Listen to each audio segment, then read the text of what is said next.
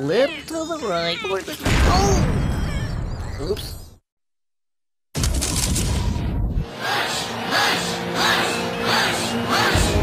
Fellow creatures, Oddworld needs you. The time is now. Let us team up. Let us power up. And maybe even blow up. And stink up. Oddworld. What's this, Oddyseey? Rated D for teen.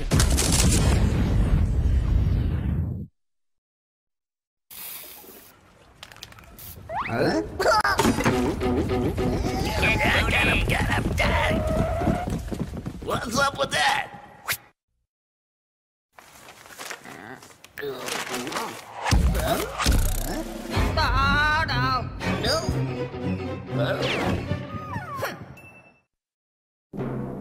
Have you seen this gabbit?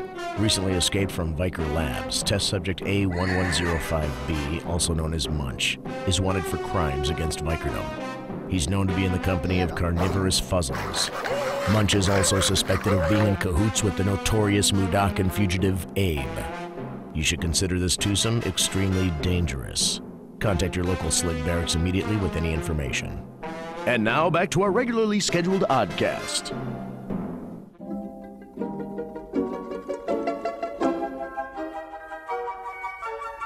Passport to Oddworld. Sponsored by your friends at Viker Labs, makers of butt flow laxatives.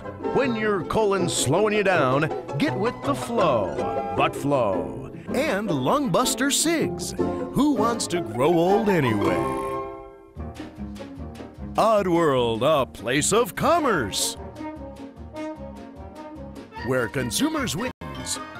Docking to Oddworld's lowly loincloth savages. And most to Viker Pharmaceuticals of this program. See what kind of trouble this little Ooh, he's a cute one, huh? Uh-oh, Mr. Gabbit. That's a bear trap. I wouldn't go near that if I were you. Sweet mother of Odd! Somebody help! Oddworld, a place of mystery. Where the wrong move can mean danger. And the right turn, unforgettable beauty. There's one thing you can always expect to find in Oddworld.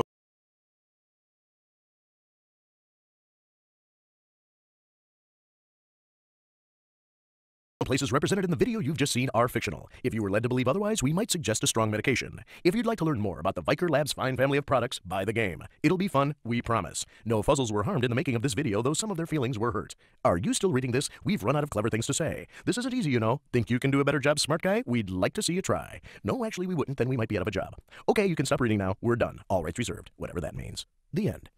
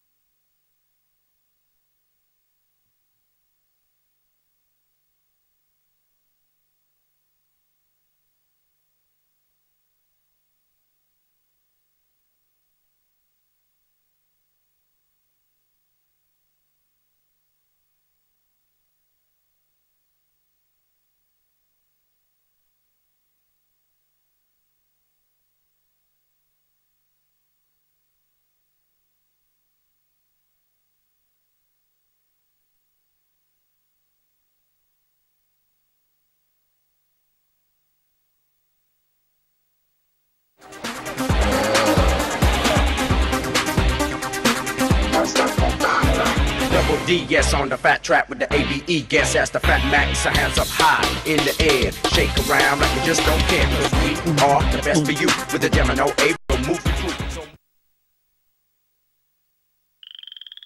Hello. Hello. Hello.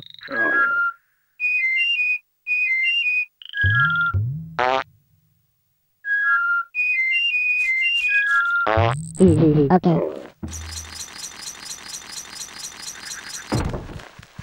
Follow me.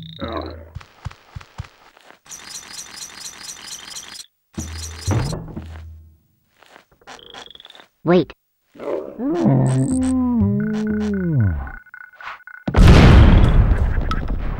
Follow me.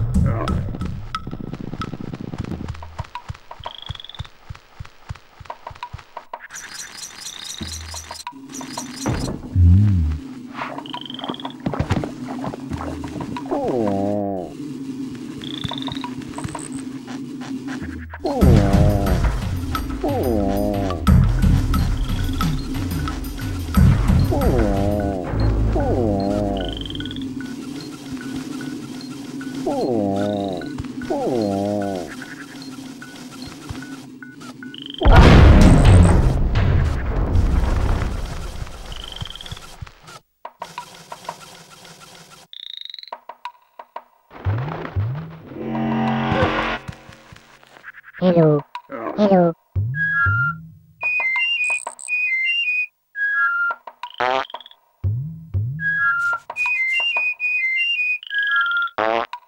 Okay.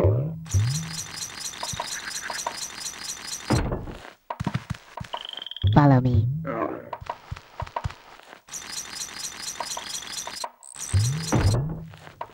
Wait.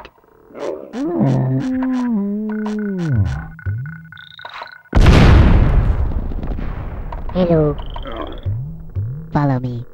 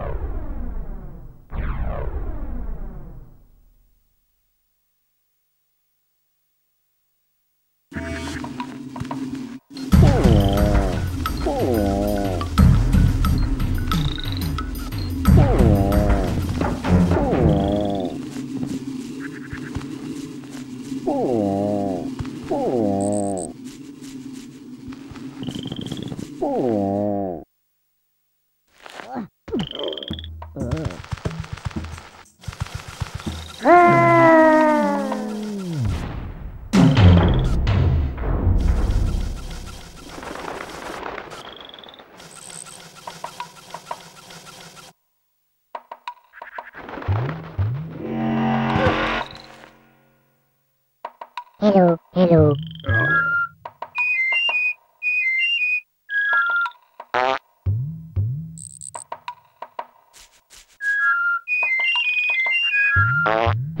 Okay.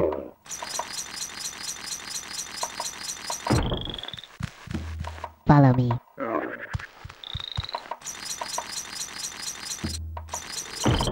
Wait.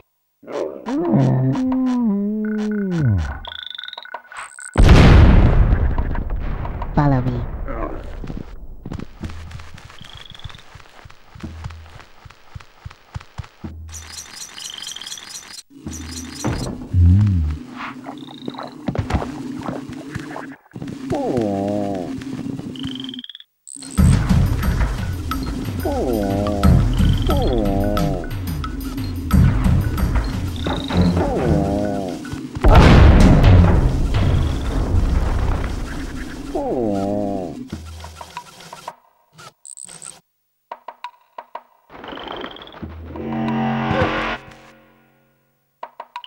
Hello.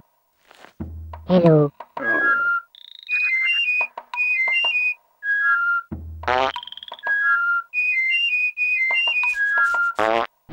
Okay.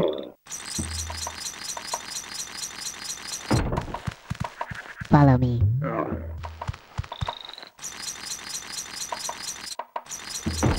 Wait.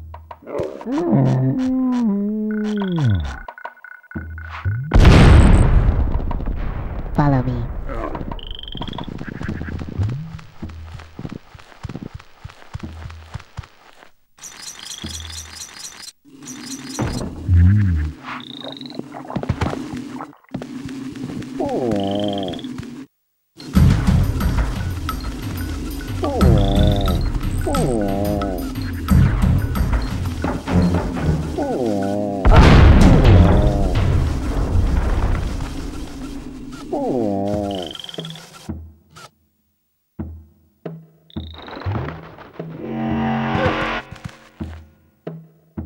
Hello. Hello.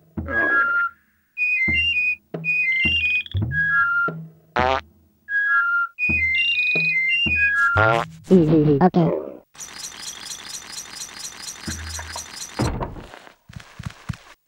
Follow me.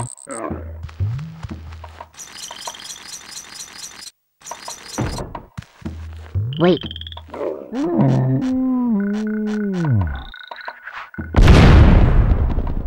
Follow me.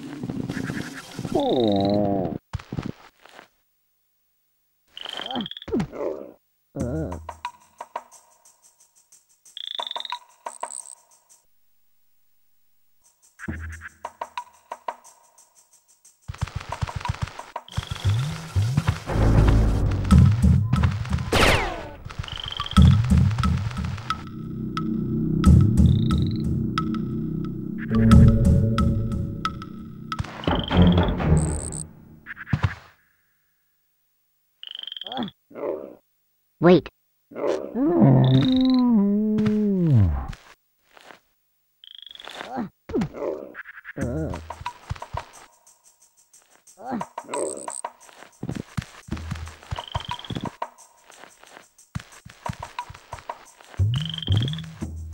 Wait.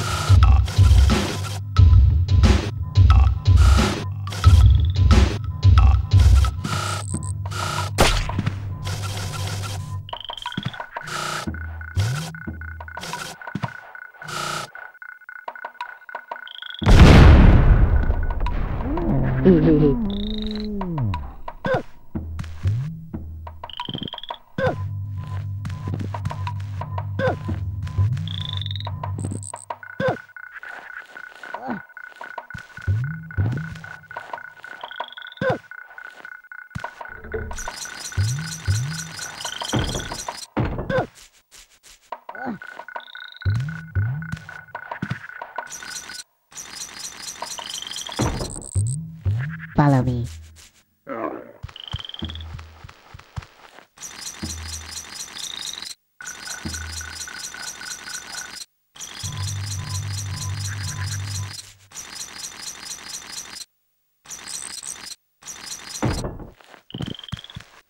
Follow me.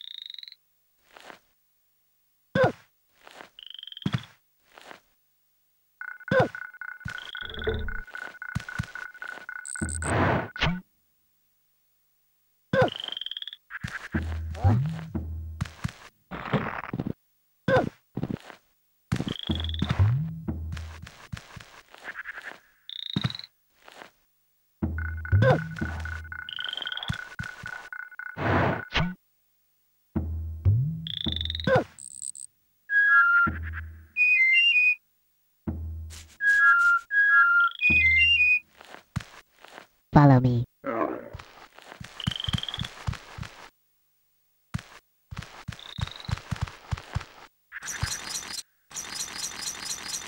Hello. Hello. Password. Okay.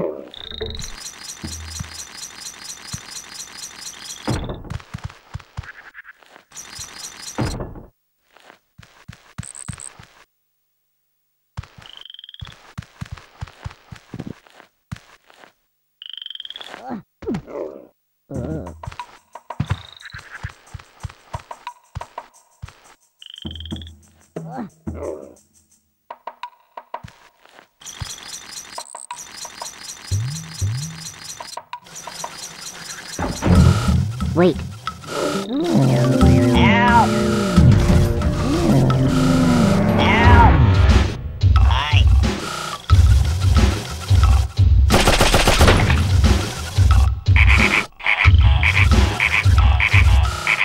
Look out! What? Here, boy. Get him. Wait. Get him. Get him. Here, boy.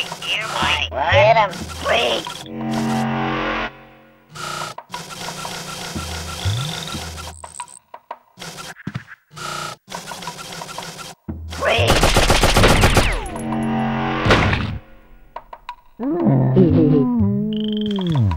Follow me.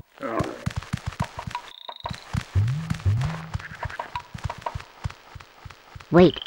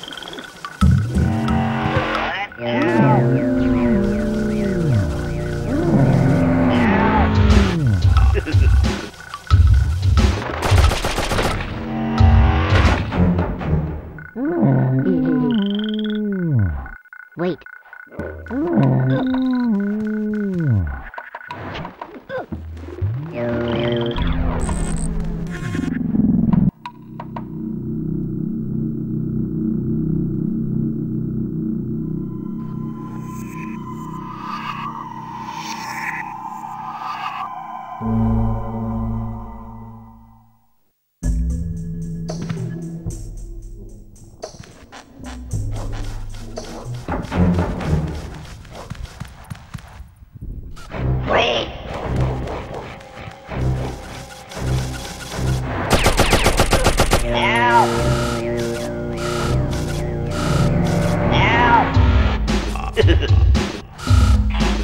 Get him.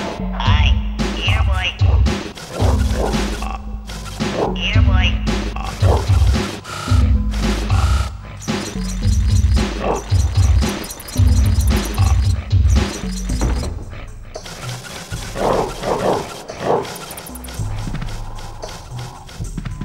Get him. Get him. Get him. Get him. Here, boy.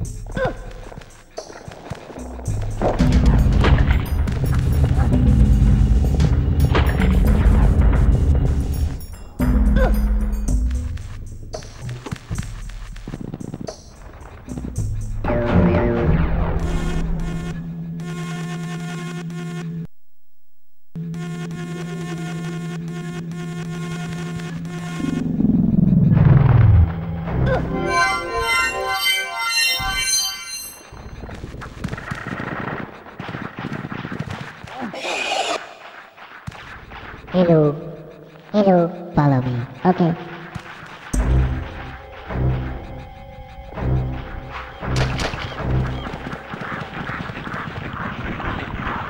Hello. Hello. Follow me. Okay. Follow me.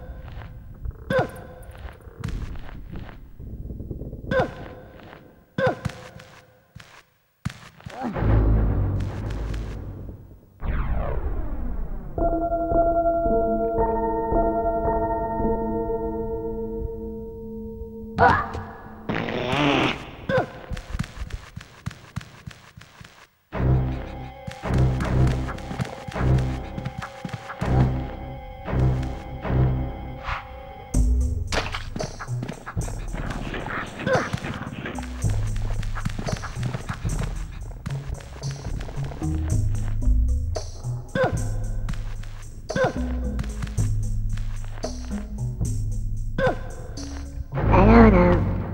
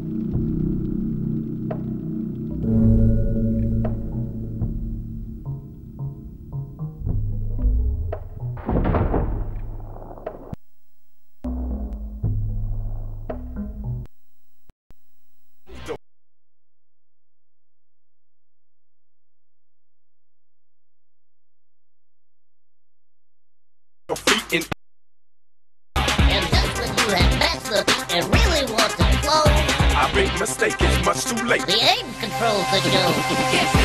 Get freaky, everybody in the house get freaky. Get freaky, everybody in the house get freaky.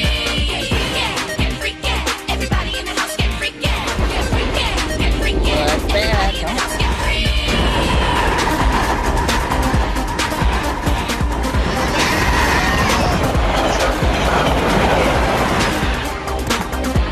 Hey, look at that. Low loud mix for the young ladies. Make their hips dance, wag with the knees. So please stay off my back. Down on a mission, now my mission is to track like that. Ain't no competition, best take a seat in all the lists. Cause we bust you just like that. But now it's time for the ape attack. To the north, to the east, to the south, to the west. Brings a new body rock, but that's a different dance. Easy said and easy does this stuff herself, Lucky. From outer space, I rock the place. Now the human race. Get freaky, everybody in the house get freaky. Get freaky, everybody in the house get freaky. Get freaky, everybody in the house get freaky. Get freaky, everybody in the house get freaky.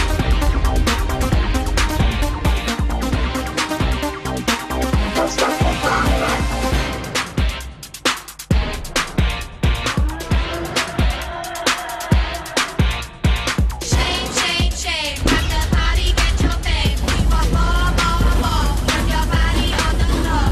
Shake, shake, shake, rock the body, get your fame. We want more, work your body on the floor. Get freaky, everybody in the house get freaky. From the night to the day to the night where the ape is coming. I was right. Get freaky, everybody in the house get freaky. From the night to the day and day to the night when the ape is come, but then the time is right. Get freaky, everybody in the house get freaky. Get freaky, everybody in the house get freaky. Get freaky, everybody in the house get freaky. Get freaky, everybody in the house get freaky. Everybody in the house get everybody in the house get freaky. Everybody in the house get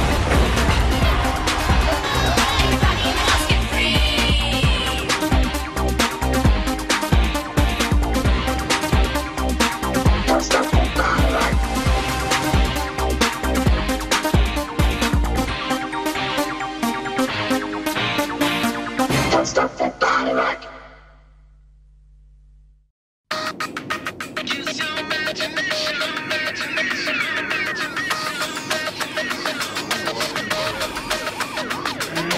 Free the kids from too much information. Free the world from stupid segregation. Free the TV off the soul. Keep the dope from the pole. Easy hope. Release your mental power. Let the force be with you. Even though the who's who out to get you. Fight for fame. That's the name of the game. Even though you're psycho and go insane.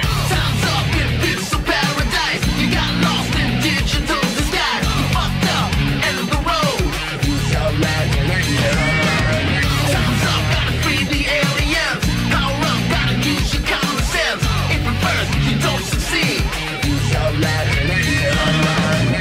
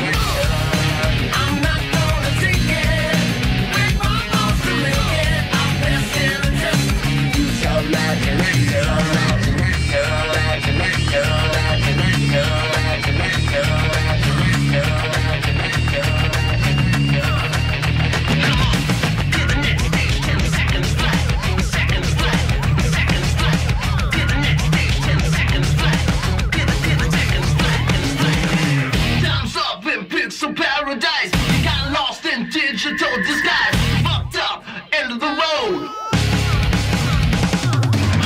Time's up, gotta free the aliens. Power up, gotta use your common sense. If at first you don't succeed, use your imagination.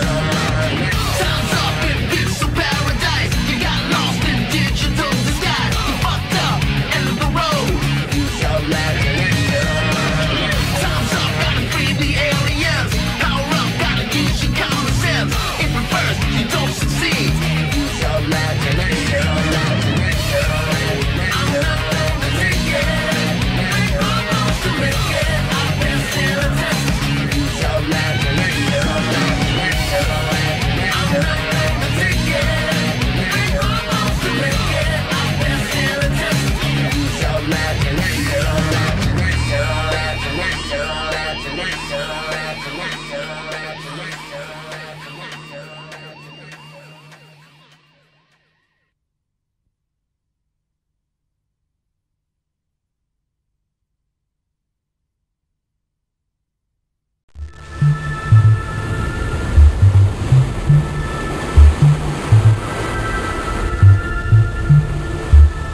Just off the California coast is a quiet, laid-back college town, San Luis Obispo. Who would ever guess that it's also the headquarters for one of the most innovative computer games ever created? You think that's odd? You bet it's odd. It's Oddworld Inhabitants. Let's go inside and get a behind-the-scenes look at how this one-of-a-kind world was created. You know, the funny thing about the game industry is that Hollywood thought they understood how to make a game because they understood how to make movies. And so they figured, well, we know how to make nice movies, who cares about gameplay, and they failed. The game industry thought, well, we know how to make games, we don't know how to make movies, and in my opinion, a lot of the games fail because they don't get that convergence. What we decided to do was really not that bright, not that brilliant. We said, well, why don't we take the computer graphics part from Hollywood? We'll take those folks that know how to make beautiful images. And then, from the game industry, we'll take the programmers and the game designers. And therefore, we have the best of both worlds to create a game that not only has beautiful graphics and tells a story and creates character development, but, and of course the most crucial element, is it has great gameplay.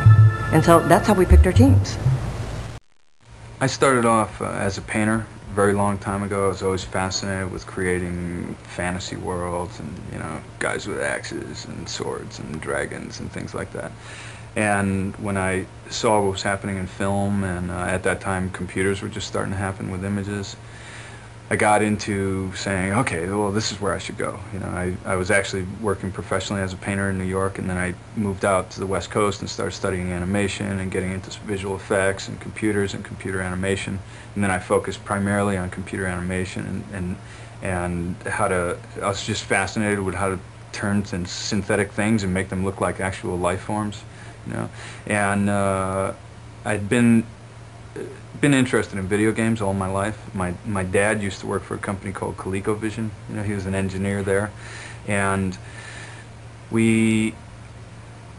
I was in visual effects, had always had an interest in games. As soon as games started to look like they had the technology, you know, they were just getting a little more robust, they were getting a little more powerful, then I said, okay, it's time to start making games and stop making commercials and films and theme park rides and stuff like that, and get into where the really cool stuff is, you know, start making video games. What was really important to me was that we appeal to a larger demographic than 12-year-old boys who like to do shoot 'em up, because this is an entire entertainment industry, and the game part of it is very small. So what we wanted to do was we wanted to widen that demographic. We wanted to make games for adults that children would love. And so we tried to appeal to a whole spectrum. We did not want to say this is just for girls or it's just for boys, or no. This is an action-adventure game that hopefully will appeal to everyone. One of the things that I found most rewarding about the game is that people like to watch other people playing the game. Generally when you play a game, you know, the mother goes, okay, enough, kid, go and do your homework. You know, I don't want you playing the game anymore. You've been doing it for 12 hours. But in our game, what I've noticed is that adults like to watch it. And you get just as much of sense of humor from watching someone play the game as you do playing it yourself. So that was very appealing to me. So what we do is we start with a lot of pre-production first. We spend a lot of time on the drawing board, more time than most people spend. We go through lots and lots and lots of iterations, lots of different characters. Even when we're focusing on one character, like Abe, we will have gone through so many things. They don't look anything like the Abe you finally see in the game. But when we get down and we go, yeah, that's him, that's working pretty good, then we go and we go, okay, so what does he look like? What does he look like from the front? What does he look like from the side? And then we explore all the facial expressions capability. It's much more of a film approach. It's much more of what Disney would do in the beginning of an animation of a project. And this tells us if our database is going to get there or not. Is he going to be able to smile? Does he look happy? Does he look sad? Can he look confused? Because you can easily design things that aren't able to express themselves, and that would be a bad thing. So we go through all that, and then we get to the final stuff, and we flush it out, and we go, okay, that's what's happening. And once we have those characters, then what we do is we build a sculpture of them. And then the sculpture, the reason we build the sculpture is because this is computer graphics, and computer graphics, as much as we'd like to think it's the best thing since sliced bread and it just will perform any function, it's like the tools in computer graphics are still very primitive, and they still want to build very geometric types of shapes. So what you do is you build from a sculpture that's from your drawings, that's from your designs. And the sculpture lays out, you know, where you can start to feel where the bones are, and you can start to feel that he's got food in his stomach, and that the muscles are in the right place, and that the tendons and the bones and the skin and the muscle, it's all happening, and it's all now in 3 dimensions. And if you tried to build that in the computer, it would be very, very difficult. And so what you do, if not impossible, and so what you do is you build it in a sculpture first, and then you digitize the sculpture. You take an electronic pen and you beep, beep, beep, beep, beep, beep, beep. You go around it, and then you get the form into the machine. And now what you've got in the machine is something that has real feelings of muscle, real feelings of bone and tendon. And then once it's in the machine, what we do is we go through and we place the skeletal system information on, and we place the skin, and we place the textures, and we place the muscular information, so that for us we wind up with like a little life form. It knows how far it can move its arm. It can't go in directions that are awkward. We set up all those constraints, and then it's ready to go, and then it's ready to be animated for all the different causes. We go through that process on every one of the character. Here's the sligs and slogs, and you see their different directions and such. The gluckins. The gluckins are kind of cool because they're really hideously deformed, and what they do is they hide themselves in this real macho, like suit, so it looks like they have big shoulders and stuff, but they're really these scrawny guys. So they walk on their hands, and then their legs just dangle. Too much genetic inbreeding. So they're pretty gross, but it makes them kind of fun. Moving on. We go through the same process on environments that we do with the characters. We have to go through on the paper and flush out, go through lots of iterations. We design lots of different environments. We design the architecture and the elements that are going to be in the game. And we make sure on paper first that it's what we want before we start building it in the computer, because once you get into the computer, it starts getting a lot more expensive, and you have less flexibility, so you better know what you want before you get there. So we go through roots, trees, wells, tubes, things like that, and when we have what we want, then we say, okay, let's go and bring it over to the computer graphics people. In our company, we have what we call the art team, which is the production designers. There'll be a couple production designers, right? And they're the guys on a drawing board figuring out early stages what things should look like. And then we have the paint team, and those guys they sit there and they'll be in Photoshop, and they'll be putting all the images together that way. And then we'll have the CG team, the computer graphics team, and there'll be 4, 5, 6 people over there, and then they're putting together all the 3D, making the movies, putting the backgrounds together, putting the character animations together, all of those things. And then we'll have the engineering team, which is all the programmers, and they're writing the code and writing the interface and writing the controls and all that stuff. And then we have the producing team, which is your producers and your art wranglers, the people who are figuring out how to take the art that the artists are making and getting it into the code the programmers are writing and all that. So I think we got like 5 or 6 teams here of people that are making one team for the production. Okay. created GameSpeak because the most important thing to us, what Oddworld's about, is making the character interactions in games more evolved, more complex, more like we expect things to be in real life. You know, if I go up to someone and I go, hey, and they don't acknowledge me, I go, hey. You know, it's like you expect something in real life. You expect a response. You expect communication to get you something. And in video games so far, you know, you're largely communicating with a gun upside someone's head. You're just, boom, you know, okay, I've communicated with him, he's dead. And our interests are in making the relationships between characters far more evolved. And GameSpeak is a way to allow characters to express more of their own character, you know, and who they are. So we give them ranges of emotion. You know, we try to get emotional feeling into the things that they can say. Give the user control, the game player control, to issue those at any time during the game. It's not like some FMV footage that you click to, or, you know, so you can just say, hey, I want to run him over there and say this, and see what happens. And the other characters then have their vocabularies that they can respond to, and then different words mean different things to different characters, and that'll cause them to do different responses. But the goal is that it builds up the awareness and your attraction to each individual character. It makes them have more personality. Everyone who sees GameSpeak has never seen anything like it. It's the first time people have used something like this in a game, and it works. It feels natural. That's what's so mind-blowing. It goes, but of course, you know, yeah, this is what I should be doing. I should be communicating with other characters. Yeah, I get this. And so it feels natural to the game player. And it adds a lot more complexity to the software, because the software has to know what all these other characters are supposed to do and what these words mean and all that. But at the same time, it's going to enable us to create types of play yet to come, lots of types of play that could never happen if you didn't have these characters communicating in this instantaneous real-time way. One, I mean, the goal of this game is to rescue all 99 Mudokons, you know, and the thing is, it's like good luck finding them all, you know, and that's where great games have secrets laid into them and layered and layered. And what we do is we build the entire game first, and then what we do is we go back and then we put in all these secret levels, these secret areas, and that's where you'll find almost half of the Mudokons. But finding them, it's like the real clue I can give you is listen, because there's almost always an audio clue in the game whenever there's a secret area. So you'll hear mystery sounds, but it doesn't seem like there's a threat around. That probably means that there's a screen nearby, that you're close to where there's probably a secret entrance into Rupture Farms, or, you know, something of that nature.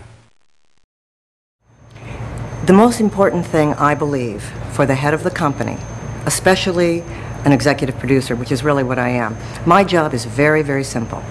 I have to create an environment where Lorne can get his vision produced. And I firmly believe that happy people are productive people. And I believe to be happy, you have to be healthy. And so I know it sounds a little weird, but I absolutely believe that if I can keep the folks here really happy and having a good time, like providing them with an environment that they feel good about, that they feel safe at, that I'm going to get better work from them. That's why when they first start, I tell them, well, there's good news and there's bad news. The bad news is you have to take vitamins, and I'm going to supply you with vitamins, and you're going to have to take them every day. And the bad news is you don't get to eat any junk food, at least not in my presence. And we provide fresh fruit, we have pool tables. We try to create an environment where the people have fun. And the reason is not because I'm such a nice, wonderful person. The reason is I want them to be here, working on the job, and I want them to be inspired, and I want them to love what they're doing. Because that passion, that comes out in the final product, I believe that. Shadow play is an element in the game while you're playing where it has to do with the characters have the ability to see and hear one another and what's going on in their environment. So we have areas in the game where there are shadows, and you can, you know, one of Abe's moves is he can sneak, which means he can be quiet, which means he can move towards a character who may be hostile, but he can do it quietly and the character may not hear him. And so if he can quietly sneak like into a shadow, then if he can get into that shadow safely, then the character who's a threat may not only not see him, but he also won't hear him. And then Abe can stay in that shadow location while these other characters who are potentially hostile just completely aren't aware that he's there. But if he were to make noise, then they would, you know, they would be aware of his presence, and then they would start going like, what? You know, they'd start getting afraid or getting concerned, and then if Abe pushes his luck, he might get, you know, himself into some trouble. When we started Oddworld Inhabitants, to us, Oddworld is a planet that's about 10 times the size of Earth, and it's very far away. And, you know, where it is, it's not important. The characters that live on that planet, all the creatures that live on that planet, they're called the Inhabitants. And so we named our company Oddworld Inhabitants. And to us, Oddworld Inhabitants is kind of like the Muppets meets the X-Files. Yeah? Or, as we say, like a dysfunctional Disney. Everything that we do at Oddworld is going to take place on Oddworld, and everything that we do will involve the inhabitants. You'll never see live-action characters on Oddworld. It'll never be shot in the streets of New York. That will never happen. It's a unique universe that will only take place there, you know, much like Star Wars or something. And what we did was we had, in the beginning, I had a story that I wanted to tell that could never be one game. It was way too big. It would have cost, you know, $100 million, taken 10 years, and been on 50 CDs. The technology just isn't there. So what we did was we broke it into 5 games. And the first game is Abe's Oddyseey. And that introduces Abe, the character, you know, the slave laborer who works at the meat processing plant of Rupture Farms. And then there's a second game. And we call these 5 games the Oddworld Quintology. So the first one is Abe, the second one is Munch's Oddyseey, and it introduces a new character, Munch, and then he has his own set of problems. And then he meets up with Abe, and Abe will be in that game too, and then they'll deal with Abe's problems and with Munch's problems. Then we'll go into the third game in the Quintology, which will be called Squeak's Oddyseey. And Squeak's Oddyseey will have Abe and Munch and Squeak, and we're really building up this sort of unlikely, you know, set of characters that are going to work together towards a common, you know, towards a common goal, towards a common good. And they're going to have a hell of a time in the meantime, because the world around them is going through a lot of what our world's going through. And Oddworld to us is really a reflection, a mirror of our own worlds, our own planet's dilemmas. You know, so rainforest, pollution, racism, prejudice, starvation, all these types of things are what is going on at Oddworld too. So these characters are caught sort of at the bottom of the food chain, and that's where we want to do is we want to take the characters that are in the worst positions on Oddworld and sort of put them into these fantastical settings on Oddworld and make us see, you know, the hardships that they're going through and identify with them and feel for what they're going through, you know, for what they've had to experience. Well, there you have it. Oddworld. It has everything. Exciting state-of-the-art gameplay and a captivating story.